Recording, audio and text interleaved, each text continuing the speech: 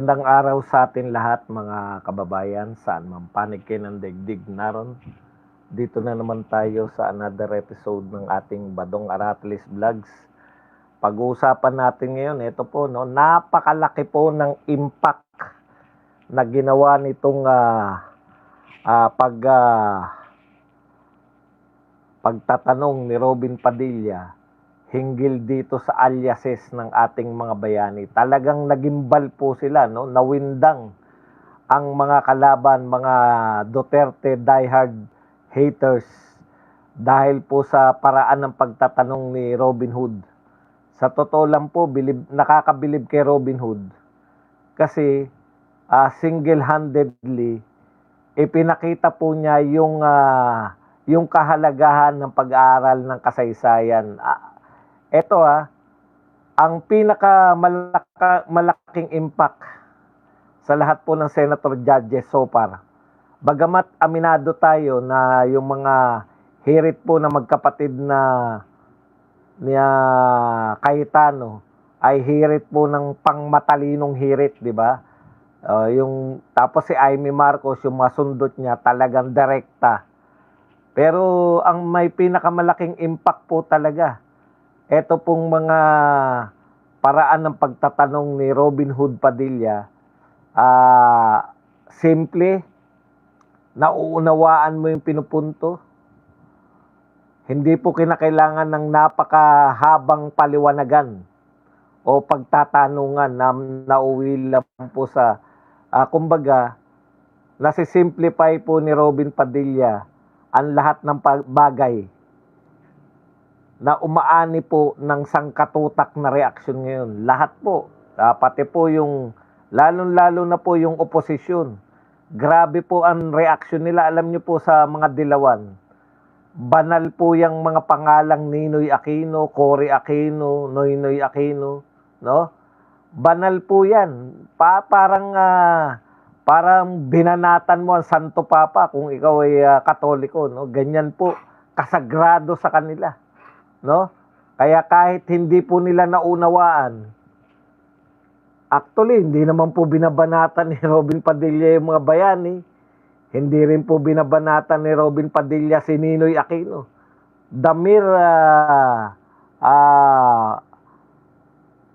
yung pagkakabanggit lang po ni Robin Hood, ano na po sa kanila, dahil sa sagrado po ang pangalan ng mga tao na to, lalo na si Ninoy, insulto na po sa kanila na mabanggit man lamang ng mga supporter ni Duterte ang pangalang Ninoy Aquino. Kahit hindi naman po. In fact, pinupuri po. Taliwas po sa pagkakaintindi ng napaka-kitid na utak ni Bam Aquino. Pinupuri nga po ni Robin Padilla si Ninoy Aquino. Inihehelera niya sa mga dakilang bayani. Dahil makupad ang utak, ang takbo ng utak nito ni Bam Aquino, akala iniinsulto si Ninoy. Yung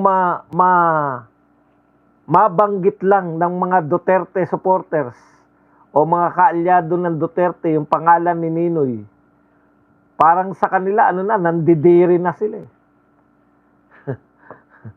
Buti nga, kung ako congressman o senador, magpapasa ako ng batas na gagawin ko na lang local na selebrasyon ng Ninoy Aquino Day. Doon na lang kayo sa Tarlac. Isa-celebrate ang Ninoy Aquino Day dahil hindi naman po, akalain po ninyo, ang dami pong bayani. Mas bayani pa kay Ninoy. Local lang po ang celebration. Baka akala ng mga taga Cebu, sila po may celebration ng pambuong Pilipinas. Wala po. Local lang po yung celebration. Kung may Lapu-Lapu Day kayo dyan sa Cebu, yun na po yun. Wala pong Lapu-Lapu Day sa buong Pilipinas. Pinagsama-sama po yung lahat ng bayani. Marcelo del Pilar, Gregorio del Pilar, yung mga taga Cavite, Emilio Aguinaldo, yung mga taga Ilocos, yung mag-asawang Silang, at saka yung sa Iloilo, si Graciano Lopez Aina. Pinagsama-sama po sila, yung mga Ilocanong Luna Brothers. Pinagsama-sama po sa National Heroes Day. Kala mo naman, inapis si Ninoy. Puta, buti nga, binanggit pa si Ninoy. Yan po ang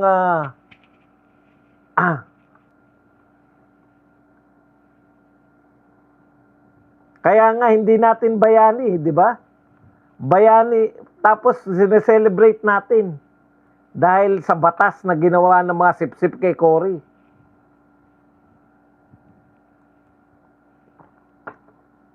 Hindi po itinuturing na bayani si Ninoy. Pero bakit may Ninoy Aquino Day? Hindi ba kayo nagtataka? Paano yung mga gumawa niyan, sip-sip kay Cory? Ganyan lang naman. Kung sino nakaupo, yun ang nagsisip-sip yung mga tao. Halimbawa po, hindi naman po sa pag-ano. Halimbawa po, natigok bigla si Tatay Digong. Presidente si Sara Duterte, tsak na tsak natin, may magpapasa po ng batas na gawing national hero si Tatay Digong. Itanong nyo po kung sino. Yung mga kalaban ngayon ng Duterte, yun ang magpapasa ng batas. That's politics. Okay, isa-isa. Ngayon po, ang tatalakayin po natin, nagulat po ako, ang dami po nag-react kay Robin Hood Padilla sa pagsasagawa niya ng paggamit niya po ng alias. Alam niyo kung bakit? Binasag ni Robin Padilla sa pamamagitan ng 1 minutong pagtatanong. Wala pa nga yata 1 minuto yung pagtatanong niya. Binasag yung ilang taon na. Taon na po yung Mary Grace Piatos na yan. Isa po yan sa kanilang banat kay BP Sara, Mary Grace Piatos. Sa taon na pong daladala yan ni Tabingi. Oo, Tabingi ka. Wala akong pakialam kahit kasuhan mo ko, Tabingi ka. Ang lakas mong mang-asar eh. Hindi ko lang sasabihin kung sino yung sinabihan kong Tabingi. Pero malakas ka mang-asar, tapos bawal kang asarin. Putang katarantaduhan yan. Okay, ano po ang punto ko?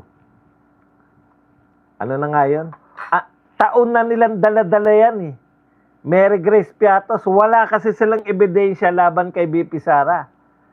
Si Mary Grace Piatos lang po ang kanilang ebidensya. Kasi yung 11 days, sinabi na po ng COA, walang illegal sa 11 days na paggasta. So wala na po yung dalawa lang naman yung 11 days tsaka yung Mary Grace Piatos.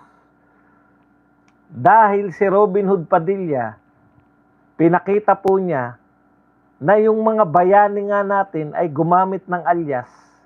Bakit bawal gumamit ng alias para sa mga kalaban ng mga Duterte?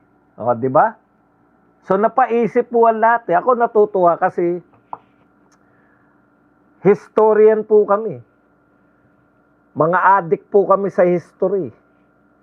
Kaya po ako natutuwa dahil single-handedly ibinalik ni Robin Hood Padilla na napaka-importante ng pag-aaral ng kasaysayan. Kahit ikaw pa ay napunta at naging magaling kang abogado,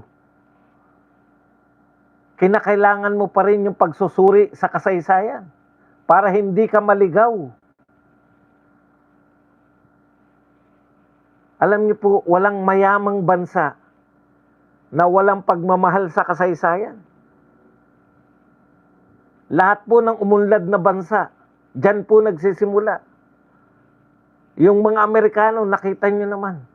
At tinatawag nila Founding Fathers, alam nila mga Fifth Amendment o kung ano pa man. Lalo na po yung mga Koreano, grabe po, may mga museum sila. Kaya hanggang ngayon, galit yung mga Koreano sa mga Hapon.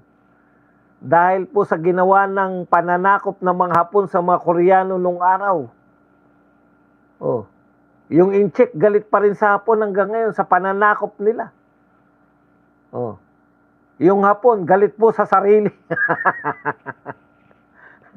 Makikita niyo po, meron po, hindi ko alam kung sa China yun, sa Japan.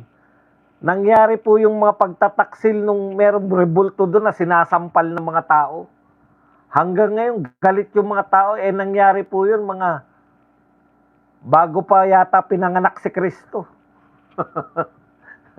Yung panyanyari na yun. Oh. Ang mga mayayamang bansa po, mahalaga po sa kanila, tayo lang po ang mga tao na wala tayong sense of history. Kaya yan, dahil dyan kay Robin Hood, una, nakokornihan ako kay Robin Hood pag nagkukwento siya ng tungkol sa history. Pero ngayon, na-appreciate ko na yan kasi consistent siya Akala ko nag-inarte lang pag nagkukot siya ng mga historical facts. Kinakailangan po maalam tayo sa history lahat. Dahil yan po ang gagabay sa atin. Biruin niyo yun, binago ni Robin Hood Padilla. Oo nga no. Ang mga tao biglang nagsabi, oo nga no. Bakit yung mga bayani natin may mga aliases? Tapos ngayon, isusumpa natin yung alias. Aba, ayan. Mamaya yung reaction nila. Ito lang po, natuwa po ako rito. Alam niyo, natutuwa po ako rito sa balita na to. 4 na senador no longer taking salaries. May 4 pong senador ngayon ang hindi na po kinukuha ang kanilang sweldo. Sino-sino po yan? Si Jinggoy Estrada na nakakulong, si Senator Bato na nagtatago, at si Loren Legarda na nagpapagamot. At syempre yung idol natin na namimiss natin sa impeachment trial, si Senator Marcoleta. Ngayon, alam nyo na ngayon na kung bakit po nila inihabol na makulong si Marcoleta. Kasi po hindi po sila makakaporma ng ganyan. Lahat po ng mga pagmumura na yan ni Tulfo, hindi po ubra kay Marcoleta yan. Wala rin sa Bato. Kahit pa paano yung si Bato, para ala Robin Padilla din po yun. Hindi rin po yun papayag na hindi siya magsasalita. Pero, okay. Ang punto ko lang mga kapatid, ano po yung punto natin rito? Out-in? Ano yung out-in? Pangit ba yung ano natin, sounds natin?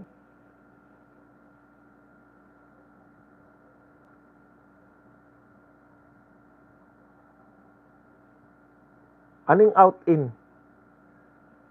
Di ba magandang ano natin? Mag-1 nga kayo? Okay.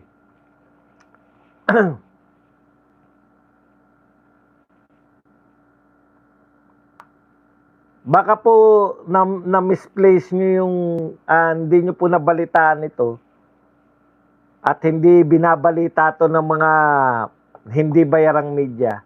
Ang sabi po rito, eto pong 4 na senador hindi na po kumukuha ng kanilang sweldo. Si Bato dahil nagtatago, tsaka nabuwisit si Bato di ba? Yan ang isang kinasama ng loob ni Bato kasi hindi naman tamad si Bato. Araw-araw po yan. Makulay po ang mga hearing ni Bato sa kanyang mga committee. Kung may impeachment po, kahit hindi po siya kasing gagaling ni Marcoleta at ng mga Cayetano brothers, magsasalita po yan. At parang si Robin Hood Padilla po yan na may dating po ang sinasabi ni Bato. Kaya nakakamiss sila Si Jinggoy din. Kahit noon po, hindi po tahimik yan. Nagsasalita po yan. Okay. Ano po yung punto ko? Kung bakit ko po ipinagmamalaki sila na hindi kumukuha ng sweldo. Kasi meron po nakulong na senador noon. Itago natin sa pangalang Laila de Lima na happy birthday niya kahapon. Nag-celebrate ng birthday kay Father Flavi. Uy, may mga nagpakape na ba? Teka nga. Thank you very much kay Ann Fritz na nagbigay po ng $5. Meron pa yata kanina. At si Guko Guko Baba na nagbigay po ng $499. Thank you very much po sa mga nagpakape. Alam niyo po ba si Dilima nung nakakulong? Isa po sa pinakamalaking pondo. Yan po yung pagkakaiba ng nagbabanal-banalan. Pero nung nakulong, walang pakinabang ang Senado dahil hindi ka naman nagpa-participate. Siya po ang isa sa may pinakamalaking pondo. Mas malaki pa yung pondo niya, yung nagastos niya, nahabang siya na ikakulong. Yan po ang isang issue sa kanya noon eh. Binalikan ko lang kasi nung nakita ko to na may balita na hindi sumusweldo yung mga nakakulong tsaka yung mga on leave. Sabi ko, okay itong mga to. Kasi po alam ninyo, wala naman pong no work, no pay sa Senado. Pwede po nilang ituloy ang sweldo nila pero hindi po nila pinili. Hindi po nila pinili na sumweldo pa rin. Pero ito po si Dilima, no? Na akala mo banal na banal, akala mo walang ginawang kasalanan. Alam niyo po sa totoo, parang si Martin lang yan. Bumabaliktad yung mga testigo. Kaya wag ka magmalaki, Dilima. Alam namin lahat, nakita namin lahat, yung mga tumestigo laban sa iyo. Yung sinasabi, kinukwento nila kung ano yung naganap sa Oblo, na kumikita ka ron, yung drug money na pinangampanya mo. May mga tumestigo sa iyo, kaya ka nakulong. Hindi dahil walang pinakulong ka ni Duterte, mali po yun. Kung may papakulong si Duterte dahil sa kadadaldal, si Trillanes na. Di ba? Hindi po ganun si Tatay Digong. Di dapat nakakulong yan si Leni, nakakulong yan lahat ng mga kalaban niya. Bakit si Dilima lang?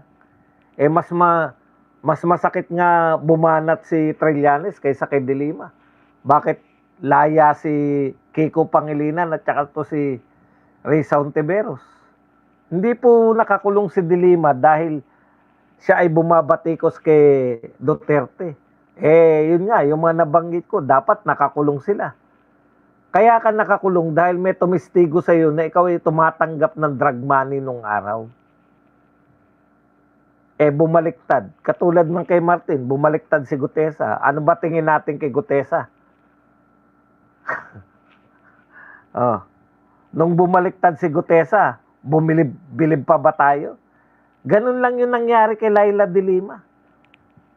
Tignan nyo po, ikumpara nyo si Laila de Lima dito sa mga nakakulong na katropa pips natin. Hindi tumatanggap ng sweldo, may hiya. At kayo po ay pinupuri ko. Pinapasalamatan ko kayo. Pero ayaw po ibalita yan ng mga mainstream media. Si Dilima tuloy-tuloy at isa pa siya sa pinakamalaki yan. Dilima in prison has spent 400 million of taxpayers money.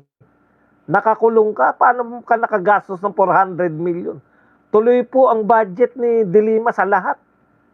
Imagine, ito po ay balita noong March 1, 2021. Sinulat ni Rigoberto Tiglao.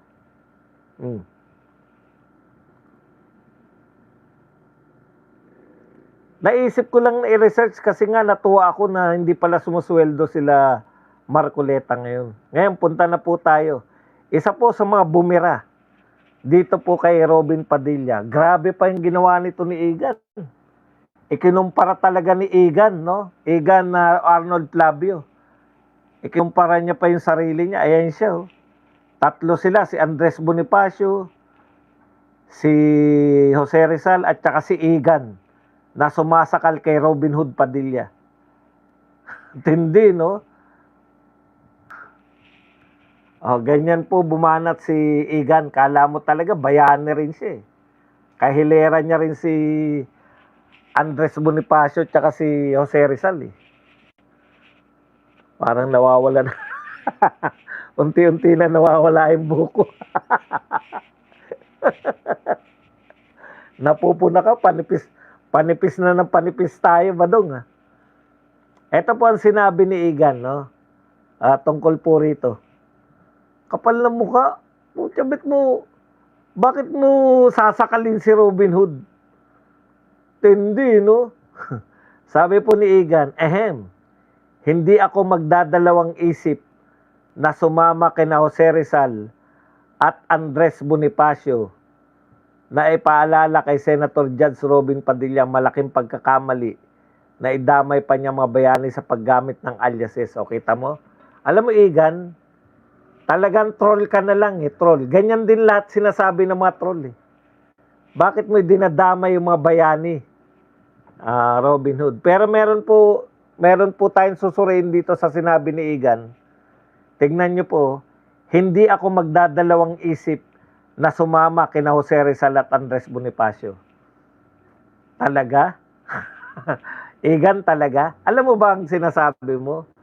Si Andres Bonifacio at si Jose Rizal, ang nilalabanan nila, matinding korupsyon ng mga Kastila.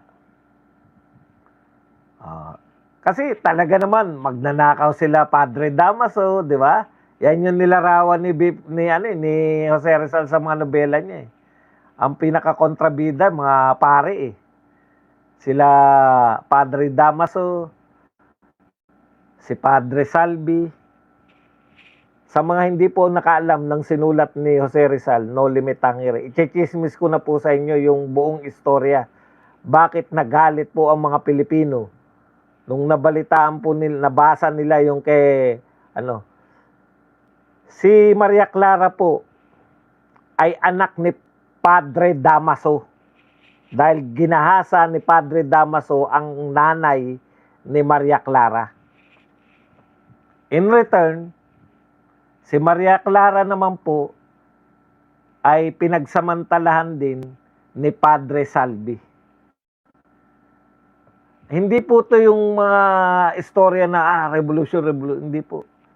Talagang pag nabasa nyo po yung, kasi nag-aral tayo na No Limit Tangere, putya. Ang pangit ng pagkakadescribe, parang text lang yung binasa natin, ang hapunan. Napunta kay Padre Damaso, susuriin. Pero pag binasa nyo po talaga yung nobela ni Jose Rizal, magagalit talaga kayo. Grabe pala itong ginagawa sa atin. Yun po, si Padre Damaso talaga yung larawan ng pang-abuso. Igan,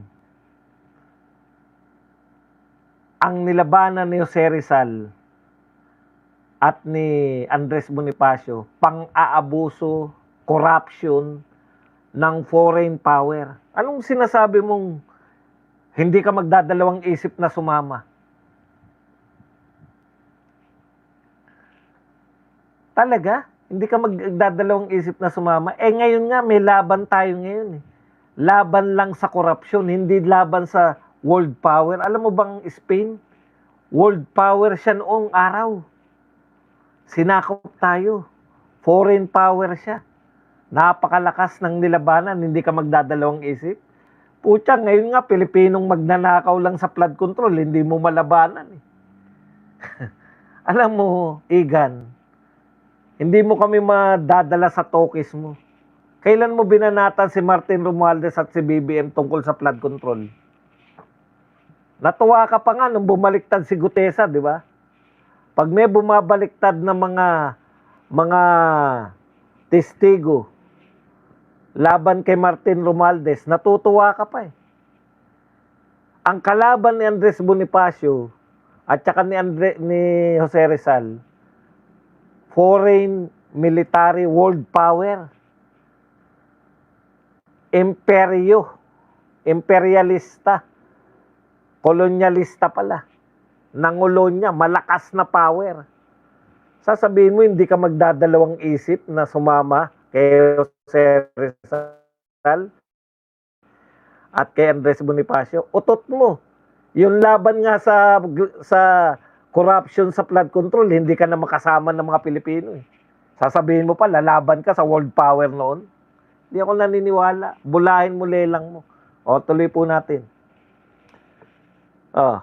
Ang malaking pagkakamali daw po ni Robin Hood Padilla ay idamay pa niyang mga bayani sa paggamit ng aliases sa confidential funds ng sinasamba niyang amo, si VP Sara Duterte. Tindi, no?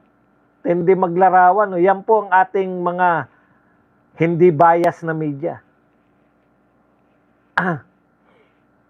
Okay. Binibigyan ng katwiran pa ang ay, oo nga, no? Pare-pareho sila, no? Erwin Tulfo, Rapi Tulfo, tsaka to si Igan. Pare-pareho silang gumagamit ng robas. Kaya pala pare-pareho ng wavelength ng utak eh. Binibigyan katwiran pa ang paggamit ng aliases para maitago ang pagkatao ng mga nabigyan ng confidential fund. Alam mo ba yung sinasabi mo, Igan? Confidential fund. Binigyan ng confidential fund. Ibig sabihin, etong mga taong ito, it's either tinuro nila yung mga kalaban ng gobyerno. Gusto mo ilantad ang mga kung sino yung mga may alias na yan? Ngayon lang po ako nakakita na kahit wala na sa katwiran, na alam niyo po matatalino yan, naiintindi. Hindi naman tataas ang posisyon niya sa GMA kung hindi po matalino yan. Eh di habang panahon sana siya na Rafi team. Oo. Sino yung ano? O Joseph Morong lang siya habang panahon. Hindi naman po eh. Matalino ka naman, naiintindihan mo yung ibig mo sabihin para mo lang mabanatan si Robin Hood. Pati yung mga paggamit ng alias sa mga confidential agent, ayaw mo na. Sa tingin mo, mali na. Kita nyo po, ganun po sila eh. Tayo po consistent. Anti-drugs tayo. Anti-drugs noon, anti-drugs ngayon. Anti-corruption noon, anti-corruption ngayon. Sila, putya. Pag nagpalit ang presidente, yung hanggang ngayon, wala pa rin resibo o sales invoice na ipinapakitang OBP para mapatunayang totoong tao ba si Napusa, Pagong, Bella, Piatos na nabigyan ng rewards. Alam niyo po, kayo ang nag-aakusa, mga kakampi po. Inaakusahan niyo si BP Sara na may maling ginawa. Si BP Sara, may dokumento na binigay niya. Binigyan niya yung mga sinasabi mong pusa, belat, piatos. May dokumento. Pinasa sa COA. Nasa COA na. Kayo, kailan nyo naman ilalabas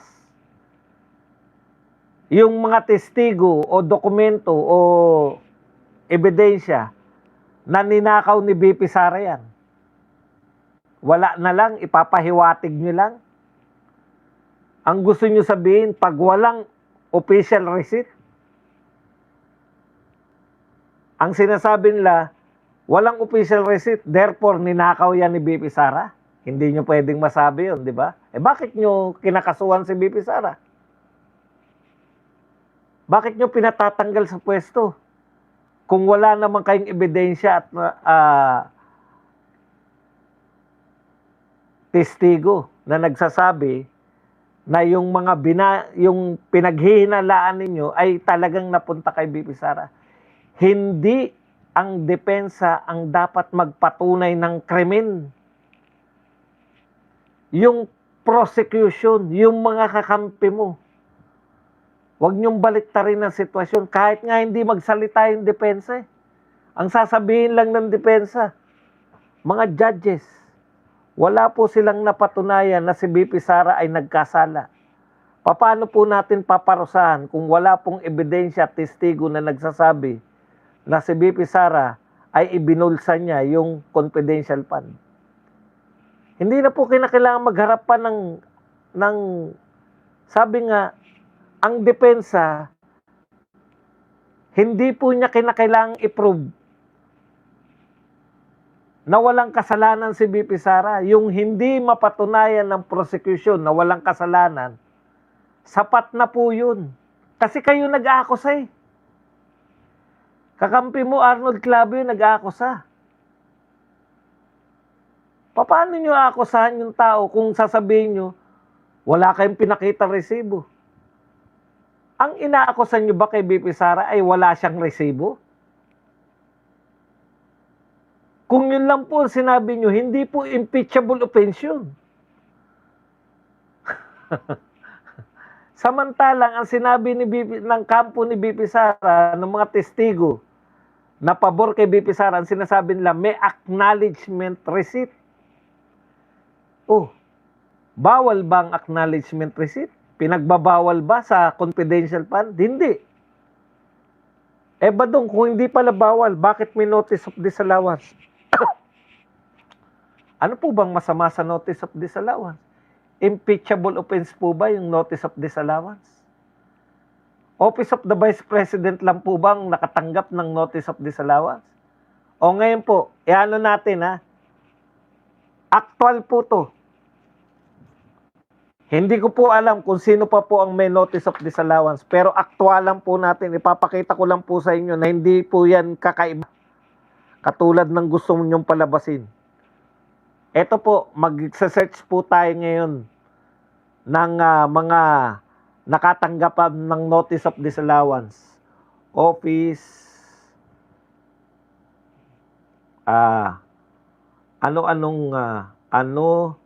anong ahensya ang nakatanggap ng notice of disallowance mula sa COA. Ito po, actual to, nagre-research po tayo. Ayan, no? Tinanong po natin, no? Ano-anong ahensya. Hindi ko pa po sinearch to kahit kailan. Para lang po maunawaan nyo na hindi po yan. Ayan. Tingnan natin dito sa para mabasa natin. Yan, ano-anong ahensya nakatanggap ng notice of disallowance. Kasi normal lang po to ang pinakatanyag at pinakahuling ahensya, Office of the Vice President, di ba? O, sige. Ang sinagot niya, yung pinakatanyag eh. Ibig sabihin, may mga hindi tanyag. Tingnan po natin yung iba.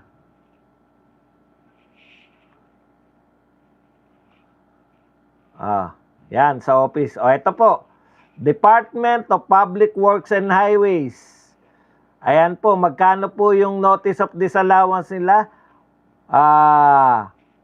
Ang notice of disallowance nila ay 51.27 billion. Putang, wala pa po 1 billion sa OBP. Dito po sa DPWH ay 51.27 billion. Ito po, Civil Aviation Authority of the Philippines, CAAP. Ayan, sa Supreme Court na, kinumpirma na yan ng Supreme Court. Sa OBP po, hindi pa po nakukumpirma ng Supreme Court. Ito pa po, AFP. Nako, pati pala AFP. Magkano po yung AFP? Meron din pong notice of disallowance, daan-daang milyon unutilized. Normal lang po yung notice of disallowance. Wala na bang iba? Meron pa. Ayan. Paalala, ang notice of disallowance ay opisyal na kautusan ng COA kapag ang isang transaksyon o paggasta na ahensya ay napatunayang illegal, irregular, labis, magarbo, etc. etc. Ngayon, ang tanong,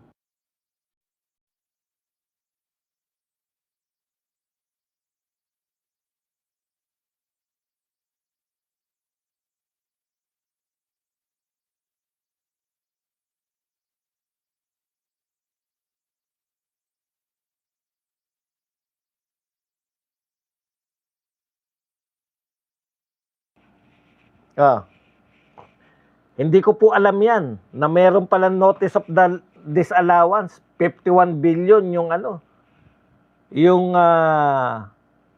anong tawag doon? Kanina pa po ba wala?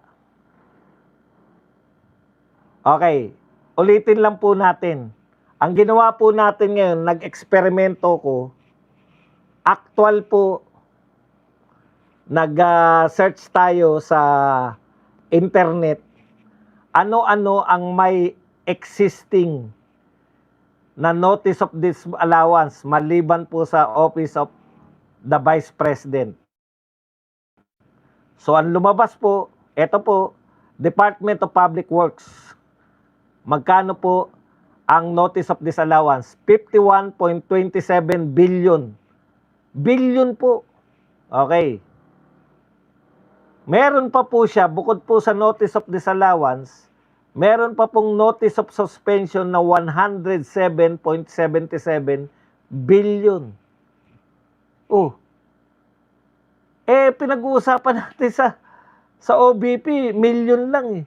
Lahat po ng yung mga sinasabi nilang paglabag, papunta po yan sa notice of disallowance.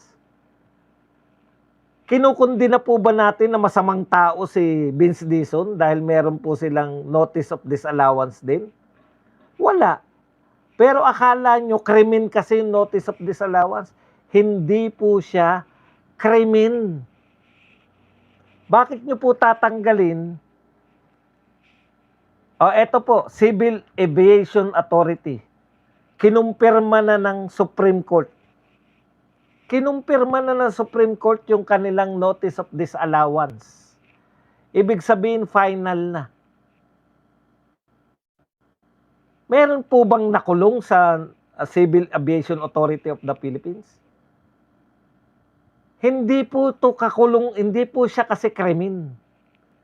Ang notice of disallowance, kahit to final na, isosoli mo lang. Paulit-ulit tayo dyan. Lahat po to, umiinog po to sa notice of disallowance na ang pinaka-final niyan, isosoli nyo lang. Naisipan ko lang po yan, ngayon lang po yan. Pwede pa nating tanungin uli. Dadagdagan pa yan kasi ano lang yan eh. Ano pa? Sasabihin natin, ano pa ang merong notice of disallowance? Ano pa ang merong notice of disallowance? Hindi ko rin to alam. Tatanong lang natin kung ano po yung standing may notice of disallowance.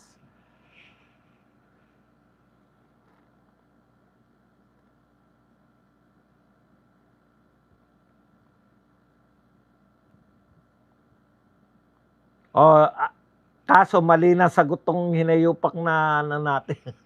Pinaliwanag niya kung ano yung notice of disallowance. Ililino ko, may ahensya pa ba ng gobyerno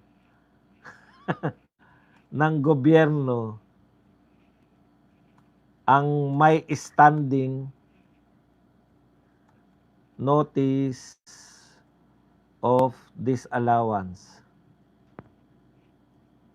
Yan. Siguro naman malinaw na yan. Minsan yung AI kinakailangan eh. Oo. Marami pang ibang ahensya ng gobyerno may standing o hindi pa nalulutas na notice of disallowance. Katunayan, halos lahat ng malalaking ahensya ay may naipong standing disallowance. Kita nyo? Commission on Higher Education. Magkano kaya ito? Department of Public Works, Tourism and Infrastructure, Office of the President. Anak ng tinapay, pati pala Office of the President, meron. Magkano po? 439,000 million. Puta.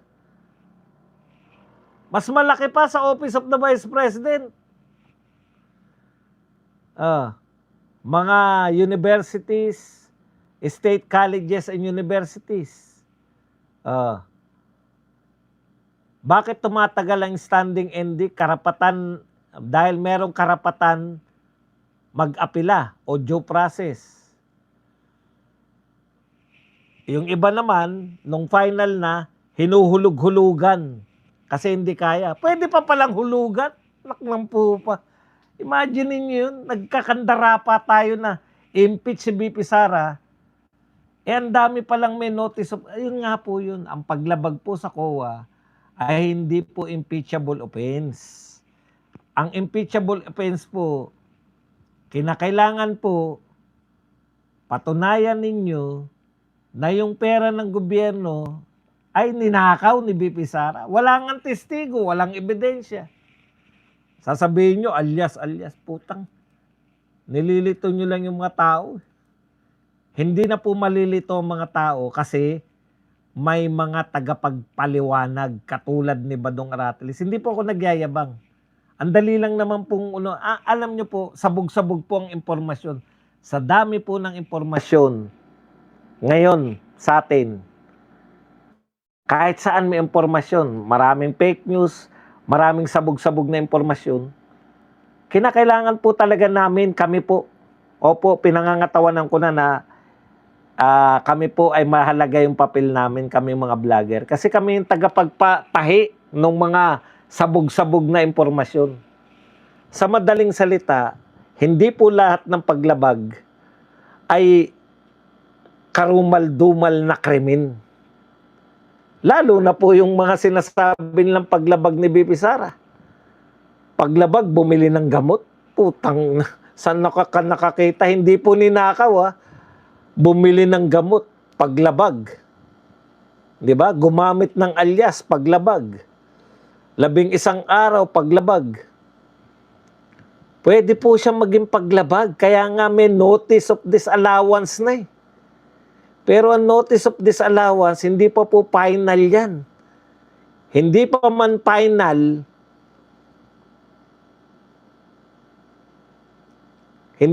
final, inuusig nyo na si BP Sara. Hindi pa nga final, under appeal pa nga yung anytime pwede pong magbago yung yung COA, kaya nga sila pinagpapaliwanag. Sige, balikan natin si Robin Hood. Ano po ang mga sinabi nila kay Robin Hood? Ito po, isa-isay natin. Sabi po ni Auntie Claire, yan, ang mga bayani noon, kahit gumamit ng pseudonym o alias, ay alam nating totoong tao. Sa ngayon, ang mga resibong na ipakita, hindi natin alam kung totoong tao sila, na totoong tao o sila ay multo or mga ghost beneficiaries. Okay. Para sa kaalaman ng mga kabataan, kung ito ang pagkukumparahin natin, ang bayani noon ay lumalaban para sa bayan. Itinatago ang pagkakakilanlan para sa bayan. Pero yung iba ngayon, itinatago ang pagkakakilanlan para sa bayan. Tignan nyo na. Inaakusahan nyo na ngayon na bayaran yung mga nakikipagtulungan sa gobyerno. Minasamaan nyo pa Minasamaan nyo pa yung mga nagbibigay ng impormasyon. Alam nyo po ba na napakadelikado ng buhay nila? Hindi lang po yung sa mga rebelde, Pati po yung mga nagbibigay ng impormasyon laban sa droga. Delikado rin ang buhay nila, di ba? Tapos sasabihin nyo, dahil sa bayad lang, yun lang po ang sasabihin nyo sa kanila. Unfair naman. Nagsasakripisyo itong mga tao to, tapos sasabihin nyo dahil lang sa bayad. Hindi po magiging matagumpay yung mga laban natin sa kriminalidad, sa droga, kung wala po itong mga tao na to. Ipagbawal nyo na yung mga pagkakaroon ng confidential agent. Minamasamaan nyo pala. Alam nyo yung ibig ko sabihin? Para lang masiraan si BP Sara, pati itong mga katanggap-tanggap po na lumalaban sa mga krimen, lumalaban sa mga rebelde, pinapasamanan ninyo. Pinasamanan ninyo yung confidential fund noon. Pero hanggang ngayon, meron pa si BBM na confidential fund. Pinasasamaan nyo pa rin ngayon yung mga confidential agent. Kawawa naman yung mga confidential agent natin. Ginagawa nyo silang masamang tao dahil lang para mapasama lang si BP Sara. That's unfair, di ba? Sa mga taong nagbubuwis ng buhay. Punta po tayo sa mga iba. Lahat sila, ang dami nilang sinabi.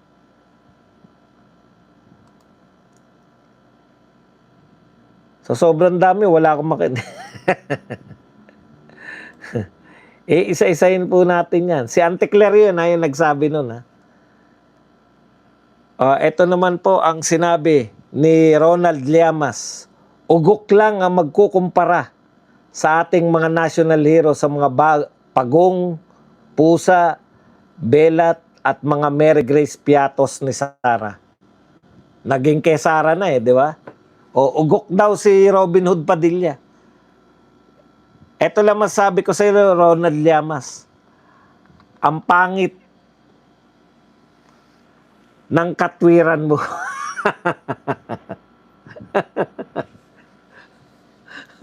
Pag sinabayan mong pangit yan, mapipikon eh. Ang pangit ng katwiran mo.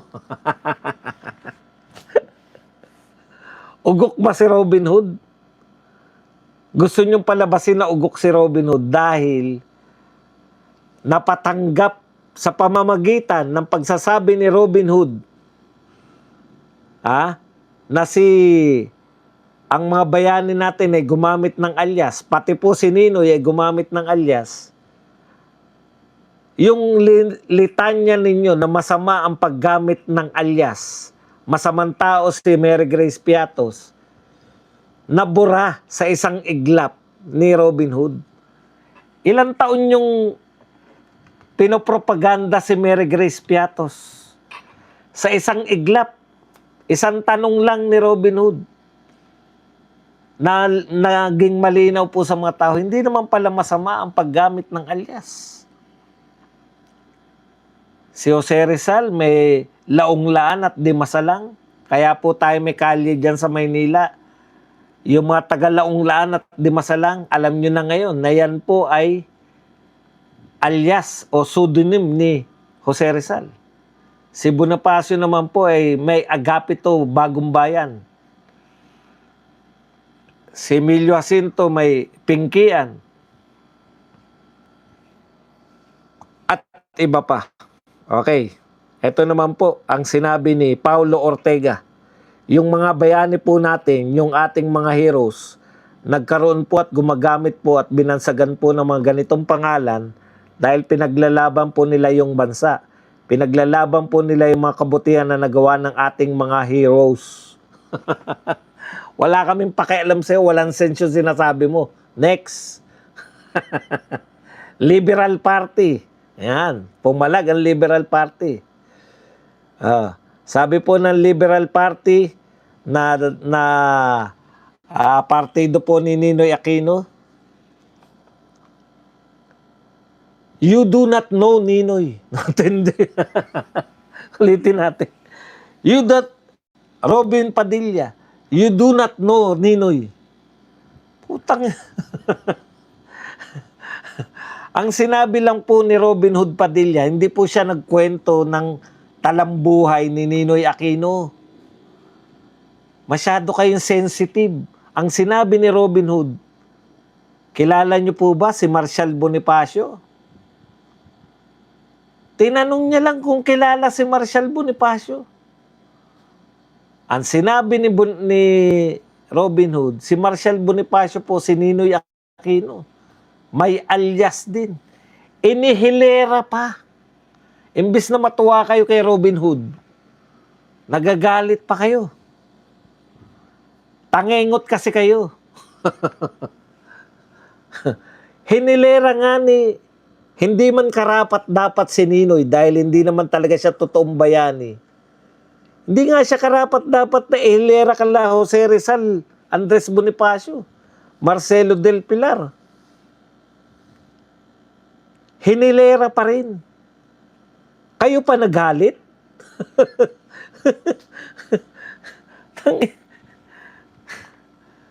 Mga mesaltik talaga itong mga dilawan eh. Ito naman po ang sinabi ni Akbayan ng Akbayan Party List. Ito po yung party list ng pinakamatalinong senador ngayon. Pag may kodigo. Ang galing eh. Ang tanging senador na hindi na mabubuhay na walang kodigo, si Risa Ontiveros. Ito po ang sinabi ng kanyang Akbayan Party List. Kapartido niya nga po pala si Percy Sendanya at saka si Shell Jokno. Rizal, Bonifacio, Ninoy, et al. Use aliases to fight tyranny. Sarah's people use aliases to exploit taxpayers' money and evade accountability. Patunayan nyo po. Patunayan ninyo na gumamit yung mga tauhan ni BP Sara ng aliases. Parang sinasabi nila hindi totoo yung mga nagpaparatang sila na hindi totoong tao tong mga alias na to. Parang ang sinasabi nila ginamit lang yan para nakawin yung pera. Patunayan nyo. Hindi kami magpapatunay. Ang bagong, eto naman, ulit si Yusek Castro. Ang bagong Pilipino ay kinikilalang mga bayani. Bayaning nakipaglaban para sa lehitimong edukasyon para sa kabataan at hindi ginagamit ang kasaysayan bilang kasangkapan upang pagtakpan ng maling ginawa ng isang kaibigan. Bakit tayo mo sabihin, Robin Hood, wag mo nang pagtakban yung maling ginawa ni BP Sara. Ano ba ang maling ginawa? Wala naman kayong masabi. Kasi hindi nyo talaga alam kung ano ang maling ginawa ni BP Sara. Ito ang malupit. Ito, lagi itong bumabanat itong Davao migrant na ito. I suggest that whenever Robin Padilla takes to the podium to speak, magkaroon ng nationwide blackout sa Pinas for the good of Filipinos' mental health. Bakit po kayo nami-mental pag nagsasalita po si Robin Hood Padilla? Kasi ang sinasabi ni Robin Hood Padilla ay tagos sa buto, makatotohanan, at higit sa lahat, nauunawaan ng 90% ng mga Pilipino. Sa totoo lang po, yung dinadaldal nyo dyan sa Senado, kaya tinamad na manood. Ang tataas po ng views noon. Nung mga ilang araw pa lang ilang araw pa lang po yung impeachment. Pero ngayon, halos wala na po nanonood sa akin. Sa mga vloggers, 100 dati nanonood sa akin sa impeachment, 2,000, 3,000. Biglang 100 na lang. Nawalan na po ng interes. Sa totoo lang po. For the good of mental health daw, dapat kung si Robin, dapat daw pagpatayan o mag-brown out para hindi po maano yung kanilang mental health. Utot nyo. O eto, nabuhay si Kakanan din. Senator Robin, sila Bonifacio at Rizal ay gumamit ng aliases bilang kanilang call signs. Nom de guerre or nom de plume. Bunga ng kanilang plume. Hindi ko alam kung plume o plume ang tawag dyan. Bunga ng kanilang pakikipaglaban. Hindi dahil nakatanggap sila ng bayad at intelligence funds. Kailan po ba tayo gagamit ng utak kung meron man? Inakusahan mo pang bobo si Robin Hood. Hindi nyo kayang ginawa ni Robin Hood. Mahirap pong manalo na senador. Mas mahirap pong manalo bilang number 1 senador. O, ito po ang hamon ko sa inyo. Ilaban na ninyo si Vico Soto bilang senador. Kasi hindi pa naman siya pwedeng vice president at president Para magkaalaman po. Kasi alam namin yung pinagmamalaki nyo. Robredo, Leni Robredo, Vico Soto. Dahil tinitiyak po namin, dati contender pa sa pagiging presidente si Rapi Tulfo, pero sa mga pinagsasabi at pinagagawa ng Tulfo brothers sa Senado, nakakadismaya po. Bilang pangwakas, ito po ang sinabi ni Robin Hood sa kanyang mga bashers. Lahat po kayo, nagmukhang basher na kayo niyan Lahat po ng mga politiko na bumabanat kay Robin Hood, para na kayong mga troll. Mama Monchang, baka kinikilig ka. Baka kinikilig ka kay Robin Hood.